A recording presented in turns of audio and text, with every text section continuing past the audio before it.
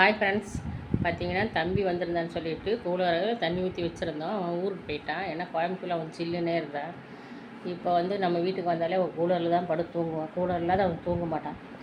அவனுக்காக வேண்டி ஒரு 2 கூலர், ஒரு கூலர் வெளியில் கிடக்குது, ரிப்பேர் ஆகி, இது 2வது கூலரு.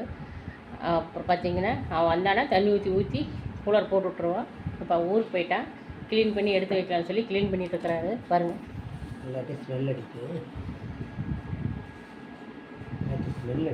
என்ன வாடகை அடிக்கும்.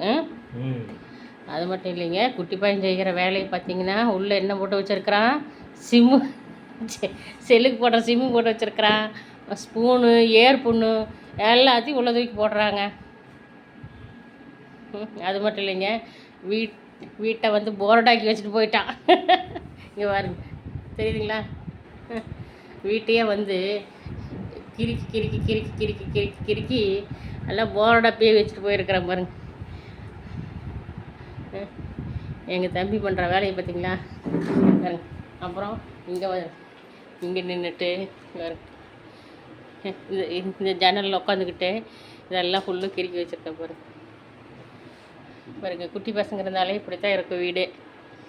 நம்ம தான் தண்ணி தொட்டு தொடச்சிக்கணும், வேறு வழியே இல்லை. சரிங்க, இப்போ சுத்தம் பண்ணிட்டாரு. தண்ணியெல்லாம் நல்லா ட்ரை பண்ணி சுத்தம் பண்ணிட்டாரு. இப்போ நம்ம கூலரை போட்டு ஃபிட் பண்ணிக்கலாம்.